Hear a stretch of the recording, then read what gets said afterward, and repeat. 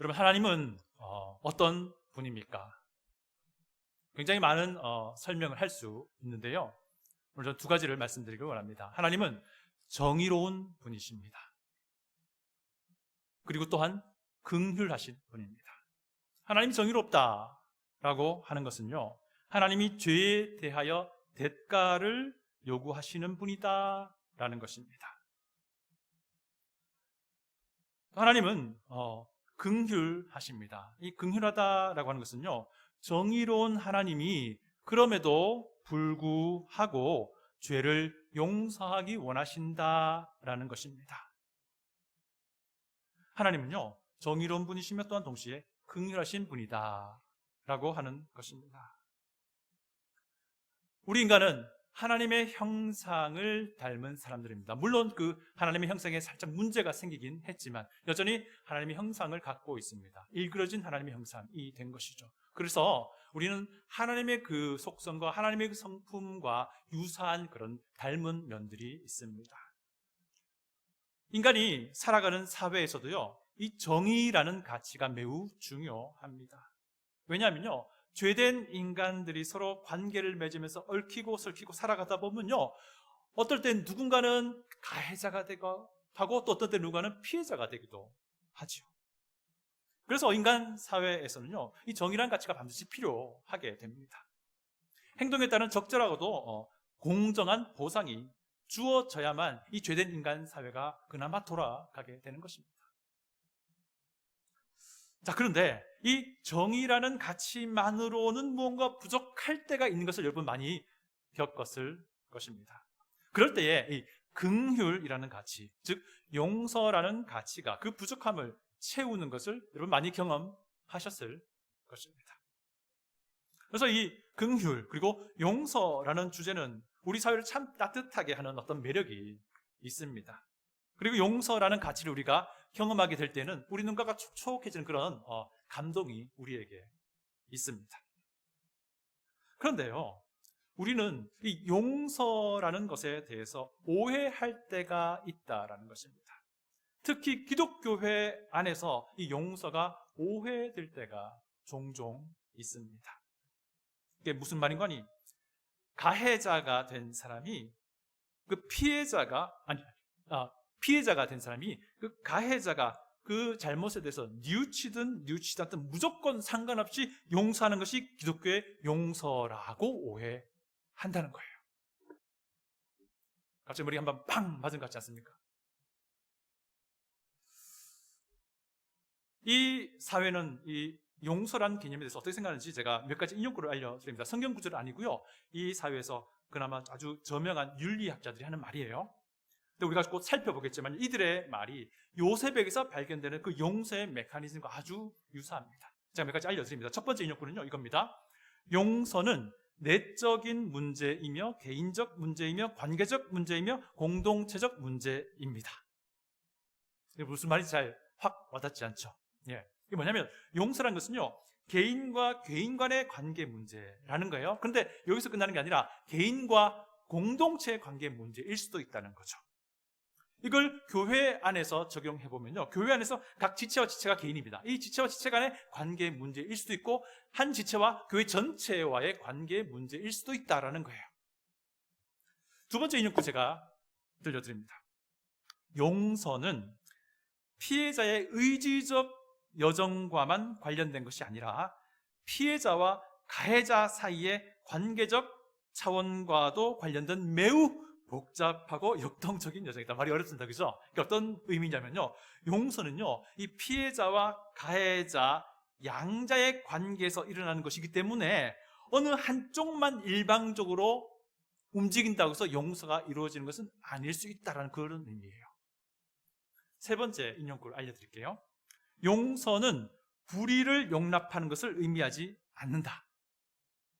용서가 이루어졌다라고 생각했는데 여전히 그 사이에서 불의함이, 어떤 악함이라고, 불의라고 여겨지지 않는다면 그것은 용서가 완성된 것이 아니다라는 생각을 할 수 있는 것이죠. 어떻습니까? 우리가 평소에 생각했던 크리스찬의 용서란 개념과 좀 충돌되는 면이 느껴지시나요? 오늘 우리는요, 요셉이 형들을 용서하는 과정을 쭉 살펴봅니다.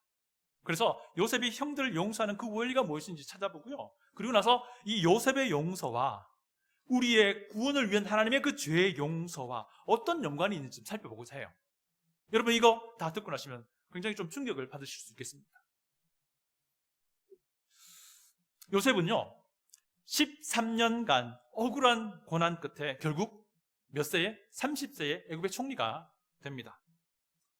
총리가 된 이후에 7년간 풍년이 이어집니다. 그리고 요셉은 총리로서 그 기간 동안에 충분한 식량을 비축합니다. 왜냐하면 그 7년간의 풍년이 이어서 7년간의 기근, 흉년이 있을 것을 이미 알고 있었기 때문입니다. 오늘 본문의 내용은요 42장부터 45장까지 전체를 아울러 보길 원하는데요, 이것이 언제를 말해주냐면요 요셉의 나이가 39세 되는 때를 알려줍니다. 이게 언제입니까? 흉년이 시작된 지 2년 차라는 뜻이에요. 그죠? 예. 이때 이 7년간의 흉년이라고 하는 것은요 아마 애국뿐 아니라 주변 지역에 닥친 아주 광범위한 그런 재난이었던 것 같습니다. 그런데 어쨌든 이런 재난에도 불구하고 잘 대비했던 애굽은 애굽 백성들에게 식량을 충분히 공급할 수 있게 되었고, 이 소식은 자연스럽게 주변 기근을 당한 나라들에게도 알려졌습니다. 가나안 땅도 이 대기근, 대흉년을 벗어날 수는 없었습니다. 야곱이 아들들을 부릅니다. 얘들아, 애굽에 가면 식량을 구할 수 있다 하더라. 너희들이 갔다 와야지 않겠느냐 라고 아들들을 보내는데, 누구는 보내지 않습니다. 아들 중에 하나, 베냐민은 보내지 않지요. 그리고 어쨌든 아버지 야곱에 의해서 보내진 10명의 요셉의 형들이 결국 애굽 땅에서 헤어진 지 22년 만에 서로 재회하게 되는 것이 오늘 본문 42장부터 45장의 전체 이야기라고 할 수 있습니다. 형들이 애굽의 총리 앞에 섰습니다. 그들이 애굽의 총리 앞에 엎드려 절합니다. 그런데 형들은 자기네가 엎드려 절하고 있는데 애굽의 총리가 요셉인지 전혀 모르고 있죠. 그런데 요셉은 그들이 자기 형인 줄 이미 알고 있습니다. 근데 이런 상황에서 우리가 쭉 본문을 읽어보았을 테지만요, 형들에게 요셉이 어떻게 반응하고 어떻게 대응합니까? 매우 거칠게, 매우 험하게 대합니다. 왜 그랬을까라는 의문이 우리 성경 읽는 독자들에게는 자연스럽게 올라오죠. 왜 요셉이 그렇게 행동했을까? 아니, 만나자마자 바로 자기 정체 밝히고 형제 상봉하고 그 아버지 야곱을 불러들였더라면 42장부터 45장의 긴 내용이 단 한 장으로 줄여들어서 성경을 읽는 우리도 참 편했을 텐데, 여러분 이 시점에 웃으셔야 됩니다. 예. 사실 42장부터 45장 빠지면 재미가 영 없어져요. 이게 굉장히 재밌는 부분이거든요. 어쨌든 형들은요 애굽의 총리 요셉에게 식량을 우리가 구하러 왔습니다, 가나안에서 왔습니다라고 설명을 합니다. 그런데 요셉은 형들을 정탐꾼이라고, 스파이라고 자꾸 몰아붙입니다. 물론 그 당시에 애굽의 총리로서는요 자기 나라의 곡식을 구하러 오는 각국의 사람들을 정탐꾼이라고 충분히 의심할 만한 정황이 되죠. 그죠? 각 나라에서 다 몰려오는 때였기 때문에. 어쨌든 형들은요 이게 아니라고 설명하기 위해서 자기네들은 모두가 한 형제라는 설명을 합니다. 그래도 요셉은 형들을 아주 거칠게 몰아붙이며 당신네들 정탐꾼 아니냐라고 합니다. 그래서 결국 형들이 어떻게 이야기합니까? 자기 가족사를 자세한 걸 이야기하기 시작합니다. 그래서 우리가 다 12형제인데 한 형제는 사라졌다는 거예요. 이 누굽니까? 그 앞에 서 있는 요셉이잖아요. 그리고 또 막내는 지금 집에 남아있다고 하는 거예요. 이게 누굽니까? 베냐민이잖아요. 이 베냐민은 요셉의 바로 동생입니다. 어머니가 같은 동생이잖아요. 그런데 또 요셉은 이것을 꼬투리 잡아서 형들에게 이렇게 요구합니다. 막내를 데리고 와서 당신네들의 말을 증명하면 당신네들의 그 스파이 혐의, 정탐꾼 혐의가 벗겨질 것이라고 말합니다. 그리고 요셉은 친절하게 방법까지 제시하죠. 어떤 방법입니까? 당신네들 중 한 사람이 가서 막내를 데리고 오면 된다는 거예요. 그 말 해놓고 요셉이 또 매몰차게 그 10명의 형제들을 다 감옥에 가둬요. 뒤끝 장렬인가요? 요셉이요? 3일 뒤에 요셉이 그들 앞에 나타납니다. 그리고 이제 다른 방법을 제시해 줍니다. 한 사람만 인질로 잡혀 있고 나머지 9사람이 막내를 데리고 오면 된다는 거예요. 그러면 이 잡혀 있는 한 사람뿐만 아니라 당신들 전부 다 살 수 있다라고 제안합니다. 요셉은 형들에게 복수하는 것 같아 보입니다. 표면적으로는요. 우리 다 같이 구절을 한번 볼게요. 구절을 성경을 펴시고요. 보시고 제가 읽어 드립니다. 9절입니다. 요셉이 그들에게 대하여 꾼 꿈을 생각하고 그들에게 이르되 너희는 정탐꾼들이라 이 나라의 틈을 엿보려고 왔느니라. 요셉이 형들을 처음 보았을 그때에 자기가 옛날에 꾼 꿈을 기억했다는 거예요. 꿈의 내용이 무엇이었습니까? 형들이 자기에게 절한다는 것이었잖아요. 근데 이 꿈 때문에 형들의 미움을 더 많이 사게 되었잖아요. 그리고 결국 이 꿈이 또한 하나의 원인이 되어서, 여러 가지 중에서 하나의 원인이 되어서 요셉을 죽이려고 한 겁니다, 형들이. 그리고 그때 형들이 무엇이라고 말합니까? 오냐, 이 꿈이 도대체 이루어지나 한번 보자 라고 말했던 것, 우리가 기억합니다.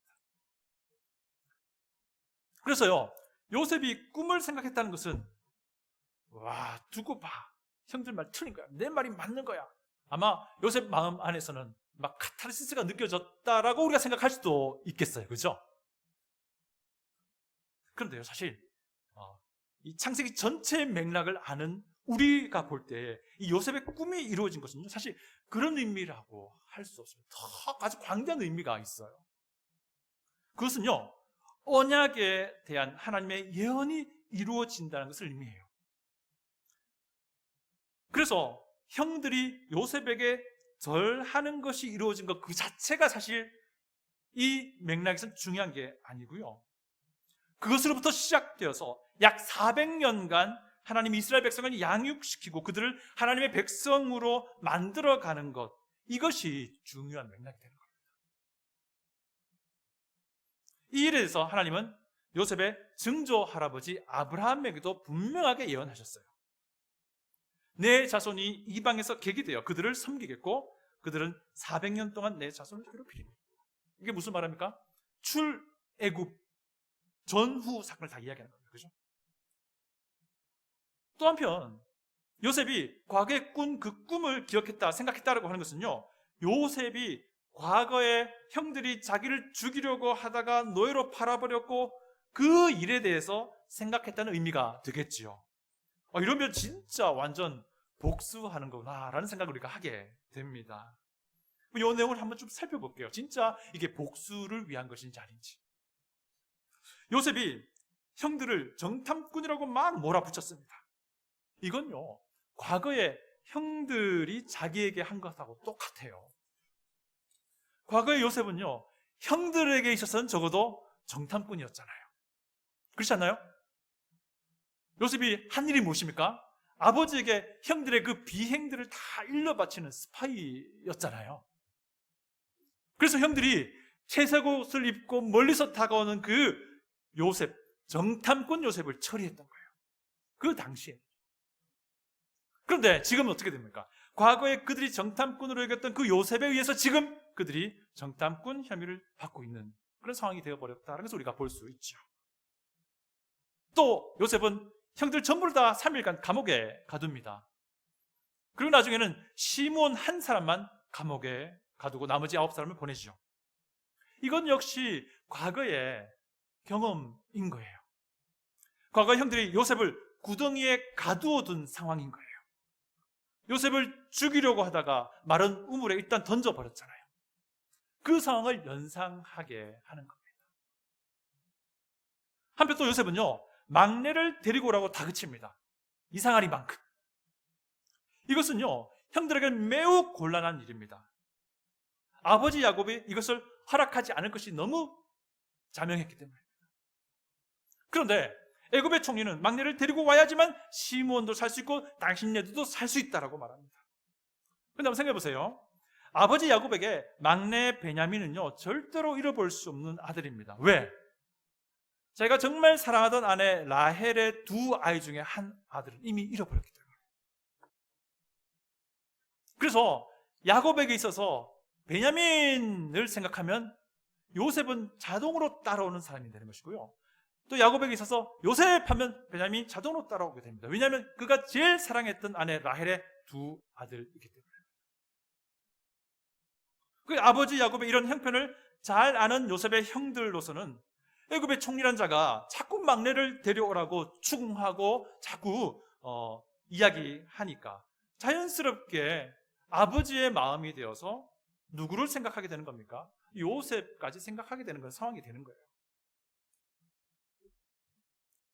여러분, 그래서 요셉이 사실은 엄한 소리로 형들을 거칠게 됐던 것은요, 형들에게 복수하기 위함은 아니고요, 형들로 하여금 과거에 그들이 행한 일에 대해서 어떻게 생각하는지를 확인하기 원함이었습니다.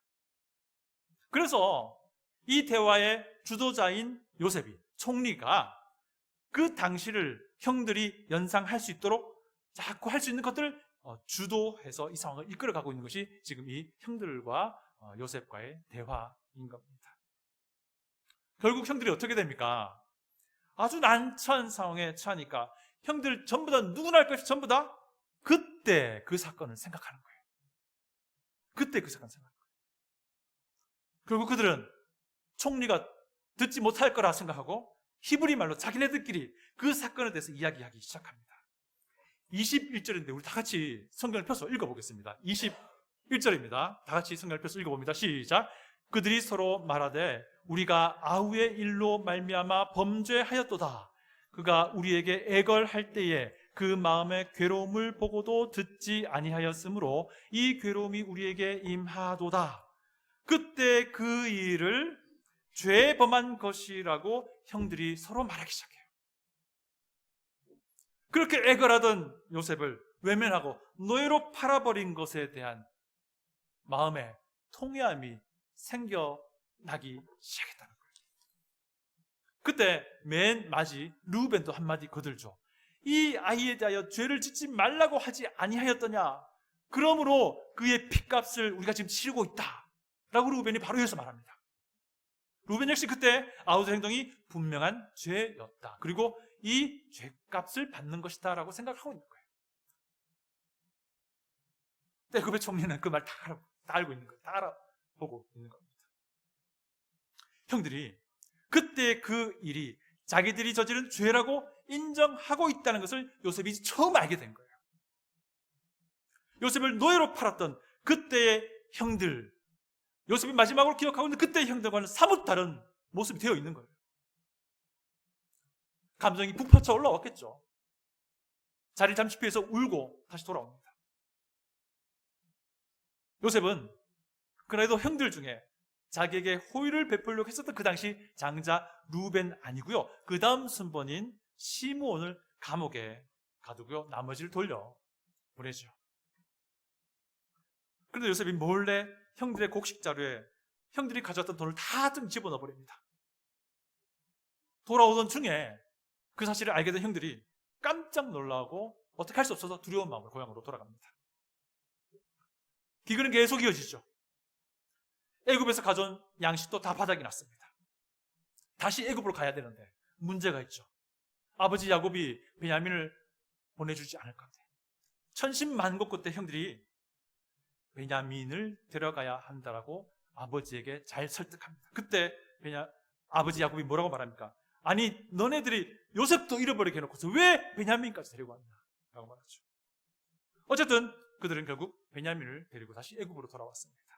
이번에 좀 분위기가 다릅니다. 총리의 관저에서 아주 기쁘게 식사를 하죠. 그런데 식사하는 중에 특이한 점이 발견됩니다. 그게 무엇이죠? 총리가 막내 베냐민을 되게 이뻐하는 거예요. 음식도 5배나 더 싹 쌓아준 거예요. 티나게.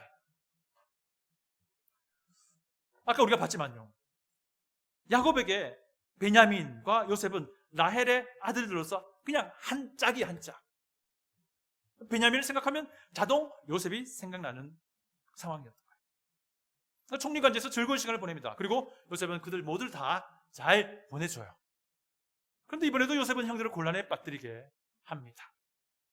자기의 은잔을 다른 사람도 아니고 베냐민의 자루에 집어넣어버린 거예요. 나중에 뒤쫓아온 요셉의 신하가 그걸 발견합니다. 이제 죽을 처지가 된 것이죠. 특히 베냐민이 진짜 죽을 위기에 닥친 겁니다. 그때 누가 나서지요? 유다가 나서요.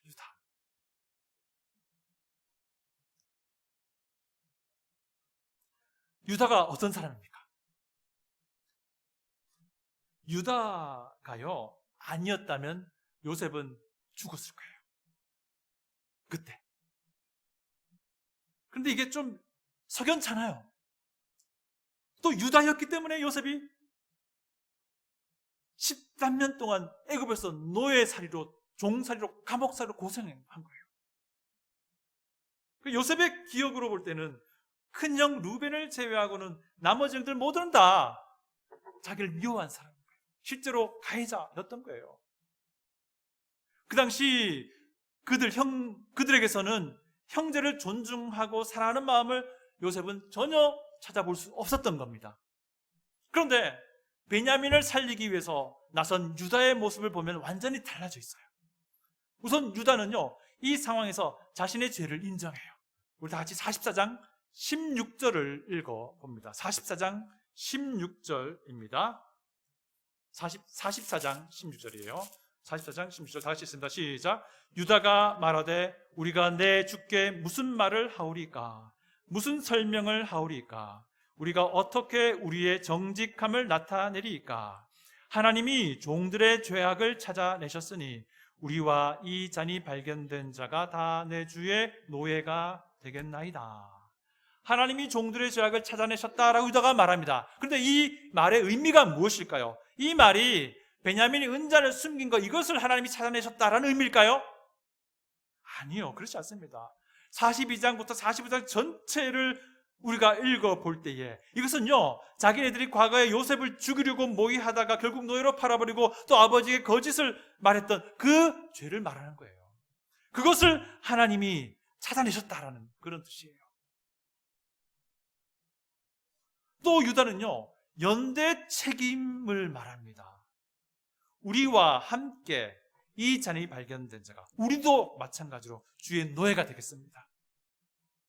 베냐민이 받을 그 고난을 형제들이 다 나누어지겠습니다 라는 의미예요. 여러분, 37장에서 요셉을 팔아버렸을 때의 그 모습과는 완전히 다른 모습입니다. 완전히 달라요. 이렇게 감동적인 말을 쏟아내는 유다에게, 그럼에도 불구하고 요셉은요, 베냐민만 노예가 될 것이라는 말을 또 해요. 결국 유다는 필살기를 꺼냅니다. 자기가 베냐민 대신해서 노예가 되겠다고 말합니다. 우리 다 같이 44장 33절을 보겠습니다. 44장 33절입니다. 시작. 이제 주의 종으로 그 아이를 대신하여 머물러 있어 내 주의 종이 되게 하시고 그 아이는 그의 형제들과 함께 올려 보내소서.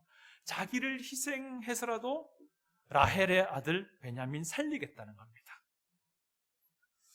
여러분, 이해를 위해서요, 창세기 37장에서 형들이 요셉을 팔아버립니다.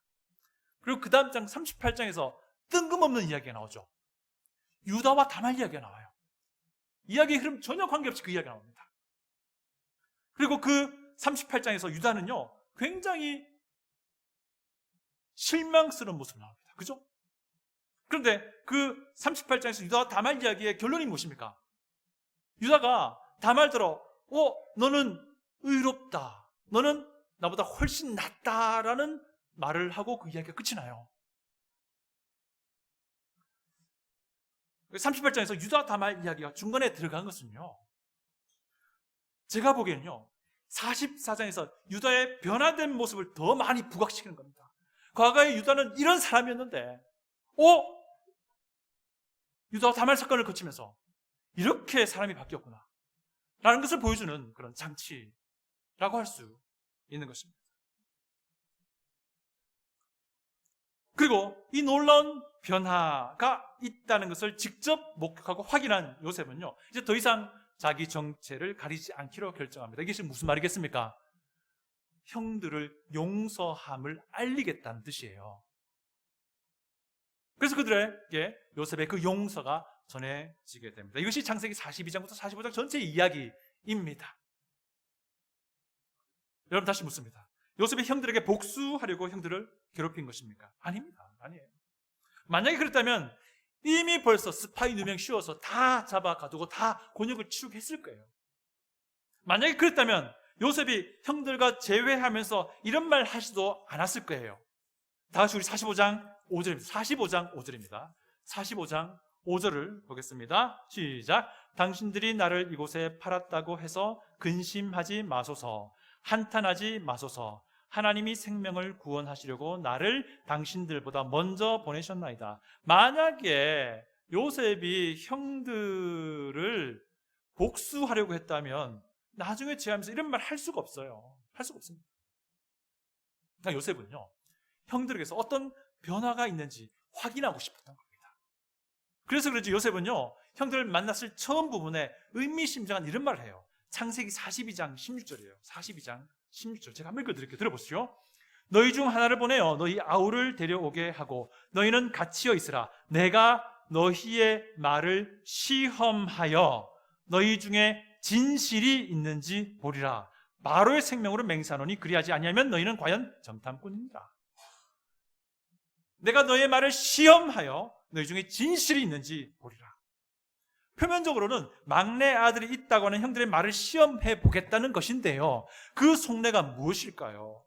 형들의 마음에 어떤 변화가 있는지 그 시험해보고 형들의 진실이 무엇인지 알기 원한다, 그런 마음이 내포되어 있는 그런 말인 거예요.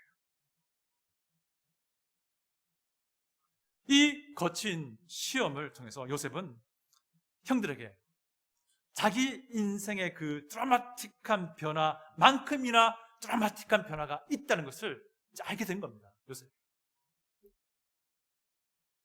형들은 요셉을 노예로 팔아버린 것이 죄라는 것을 이제 인정하고 있습니다. 그리고 이것을 하나님 지금 들추어 계신다라는 것도 인정하고 있습니다. 하나님 종들의 죄악을 찾아내셨으니라고 유다가 대표해서 말했습니다.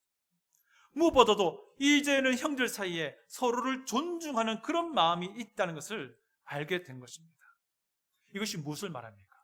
형들이 과거의 그 잘못에 대해서 뉘우치고 있다라는 것을 보여주는 것입니다. 이것을 요셉이 확인한 거예요. 그래서 그제서야 요셉은 자기의 정체를 밝히고 자기가 형들을 이미 용서했었노라라고 알려주고 있는 겁니다. 오늘 이 이야기는요, 용서가 무엇인지 우리에게 잘 보여줍니다. 용서의 메커니즘이 어떻게 되는 것인지 잘 보여주는 거예요. 여러분, 용서의 보편적인 의미는요, 성경적 의미 아니고요, 보편적 의미는요 이거예요. 사과하는 가해자에게 그 죄에 대하여 벌하지 않고 너그럽게 봐주는 것이라고 정의를 합니다. 그래서 용서는 가해자가 뉘우치는 마음의 변화가 필요하다는 것을 보편적인 정의는 말해주고 있어요. 그렇게 될 때에 피해자가 가해자에게 또 다른 처벌 요구하지 않고 받아주게 된다는 것이라는 거예요. 그런데 이게 세상에서 보편적인 용서의 원리인데 요셉에게서 발견된 것 아닙니까? 세상에서 보편적인 원리인데 심지어 하나님께서 우리를 구원하시기 위해 죄의 용서하신 그 원리도 이게 그대로 있어요. 우리는 하나님께 죄를 범한 죄인입니다. 그래서 의로우신, 정의로우신 하나님이 죄에 대한 마땅한 대가를 우리에게 요구하셔도 우리는 할 말이 없는 사람들입니다. 죄의 대가가 무엇입니까? 영원한 죽음이에요. 그래서 우리가 만약에 그 죄의 대가를 치르게 된다면 그 즉시로 영원히 죽음에 이르게 되는 것입니다. 이것이 우리가 가진 아주 위험한 상황이요, 곤란한 상황인 거예요. 만약에 그렇게 되면 긍휼하신 하나님의 그 긍휼하심은 아무런 의미가 없어지게 되는 거예요. 긍휼함이 무엇이라고 말씀드렸습니까? 용서하고자 하는 하나님의 마음이잖아요. 그 긍휼하심은 도대체 인간에게 실현될 수 없는 거예요. 그래서 하나님은 인간이 할 수 없는 이 죄의 대가 치르기를 하나님 자신이 하기로 하신 거예요. 인간이 몸으로 하나님이 이 땅에 오셨습니다. 그리고 인간의 죄의 덩어리가 직접 되셔서 인간 대신 하나님의 저주와 심판을 다 받으심으로 죽게 되셨고 그 죄의 대가를 대신 치르신 거예요. 사람으로 오신 하나님 바로 우리가 아는 예수 그리스도이십니다. 그리고 이제는 누구라도 예수 그리스도를 구주로 믿는 이들에게 하나님의 그 대신 죽으심이 적용되어 그들은 죄를 용서받게 된다는 겁니다. 이것이 복음 아닙니까? 그런데 예수님을 구주로 믿는다는 것은요, 무엇을 전제합니까? 내가 영원히 죽어 마땅한 죄인임을 아는 걸 전제하는 거예요. 예수 그리스도를 구주로 믿는다는 것은 무엇을 전제합니까? 내 죄에 대해서 이제는 돌이키길 원합니다. 이제는 뉘우치길 원합니다. 이제는 내 죄에 대해서 슬퍼합니다. 이제는 내 죄에 대해서 통회합니다. 라고 하는 것을 전제하는 겁니다. 자신이 죄인됨을 제대로 알고 자신이 죄에 대해서 뉘우치고자 하는 마음, 통회하고자 하는 마음, 돌이키고자 하는 그런 변화된 마음이 있을 때에 죄의 용서가 이루어지는 거예요. 죄인됨을 안다는 것, 죄에 대해 뉘우치고 통회하고 자복하고 회개하는 변화된 이 마음, 이것이 예수님을 믿는 믿음인 거예요. 어떻습니까? 놀랍지요, 그죠? 우리가 아이를 키울 때에 우리 어른들이 자주 이런 실수합니다. 우리 아이들이 서로 막 싸우기도 하고 갈등을 일으키기도 합니다. 그때 어른들이 어떻게 주로 합니까? 억지로 두 손 딱 잡게 해놓고서 야, 너 이제 사과해, 너 이제 용서하는 거야, 이제 끝난 거야 라고 저도 했었어요. 저도. 아이들 교육 차원에서는 뭐 어느 정도 이해가 되긴 합니다만, 만약에 사과해야 할 아이가 억지로 그냥 하는 거라면 용서해야 하는 아이도요, 억지로 용서하게 되는 거예요. 그 아이에게 얼마나 많은 상처가 남겠습니까? 그렇지 않을까요? 여러분, 용서는요, 진정한 뉘우침이 있을 때의 의미가 있는 거예요. 하나님도 우리의 죄를 용서하시고 구원하실 때에 우리에게 진정한 뉘우침과 통회와 자복을 기대하십니다. 우리 그렇게 예수님을 구주로 믿지 않았습니까? 이것이 구원의 메커니즘이에요. 그럼에도 불구하고요, 우리가 구원이 전적인 하나님의 은혜입니다, 구원이 하나님이 그저 주시는 선물입니다 라고 말하는 것은요, 무엇이냐면 우리가 치러야 할 그 죄에 대한 대가가 내가 감당할 수 없는 것이었기에, 그래서 하나님이 대신 치루어 주셨기에 우리가 구원이 하나님의 은혜입니다, 구원은 하나님의 그저 주시는 선물입니다 라고 말하는 거예요. 이걸 우리가 혼동하면 안 됩니다.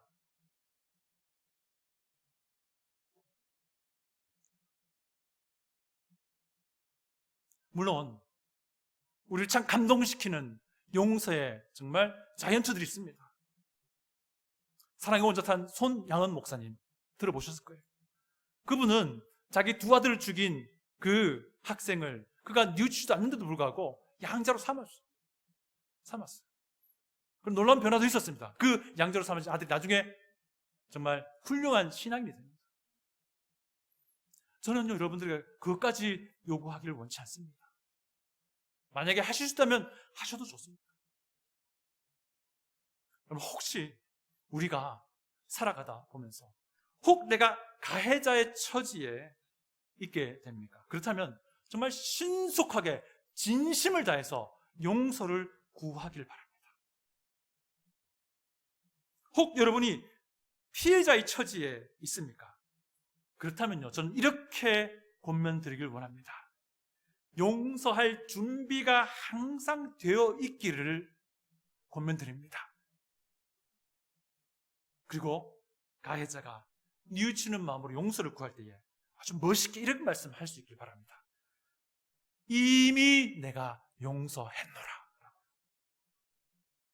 이미 내가 용서했노라. 그때 말해주시기 바랍니다.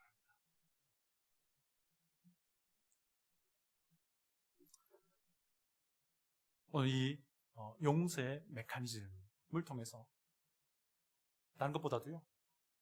정말 우리에게 어떻게 하나님의 용서와 구원이 주어졌는지를 더 깊이 생각할 수 있는 여러분들 되시기를 원합니다. 다시 기도하겠습니다.